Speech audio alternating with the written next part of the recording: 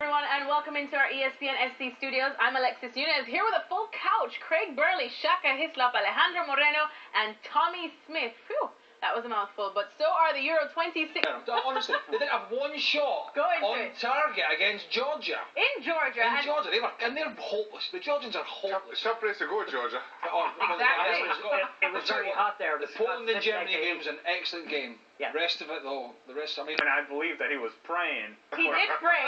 He did give me one of these to make sure that Scotland would get something out of that game, but it just didn't happen. They were terrible. They got ridiculed by Craig. That's what they got out of it. That's the only thing they got out of the game. It was unwatchable. But bearing in mind, Poland's next game moves them on. Then it's probably going to be there. You forgot to say that Scotland have to play Germany on Monday. Yeah. You forgot that little bit. And Stevie's back. Trying for the playoff at least. Ireland or Scotland? Oh, come on.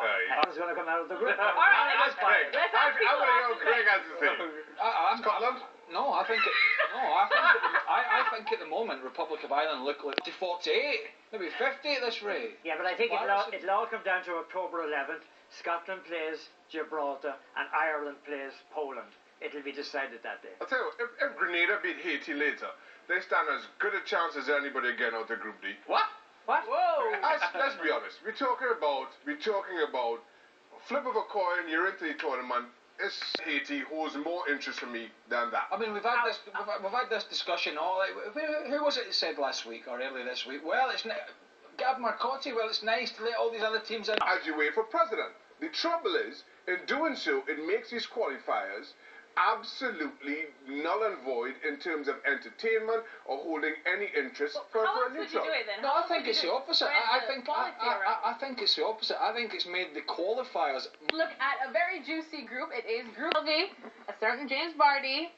Jimmy Vardy, right, exactly. Let's and John Stones, who has been the apple of certain eyes recently. So what do you think of these guys? Because we were talking about John Joe Shelby, who fell out of favour at Liverpool, and here he is getting a start for England. Is it only because they're playing San Marino, and San Marino have been the beating sticks of Europe? Yes. So you won't read into this too much. Yes, I know these guys are doing well, start of the season, but it's only because England are topping a particularly weak group. Who's backing up.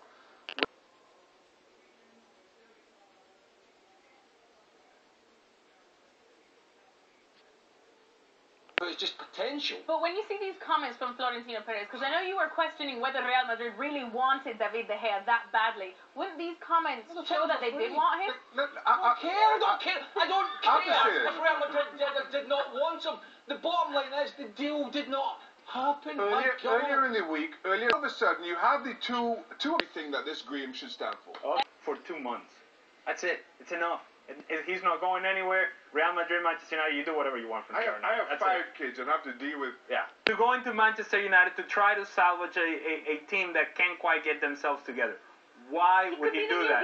It's the arrogance, it's the utmost arrogance of a club that thinks everybody's going to come to them. Look. But they're Manchester United. I don't care if you're Manchester United. You're not Bayern Munich. Not only to the reserves, but those that are playing in the first team and saying, listen, we need players, nothing new. I mean, there's so much money in the game. Robin? Yeah, not quite. I don't All right, see we'll leave it there. Thank you for watching. We'll see you again soon. At that game is our very own Gab Marcotti. Gab, I know you said you're always excited to go to games because you always have, or you have to know what to look for. What are you looking for in this game? Well, there's really no shortage.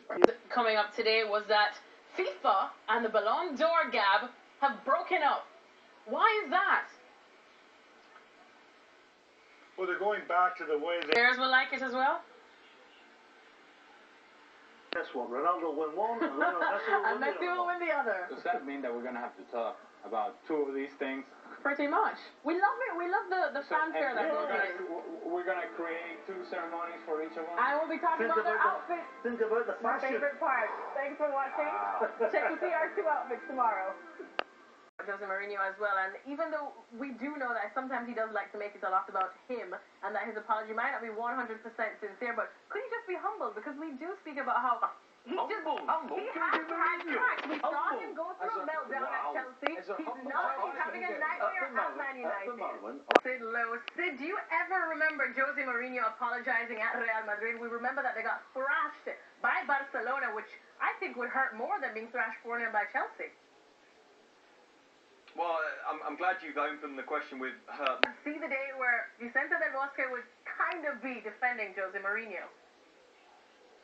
Yeah, that line, I'm not defending Mourinho, but he is defending Mourinho, or at the very least. Has taken a really ugly turn, a turn that we didn't expect.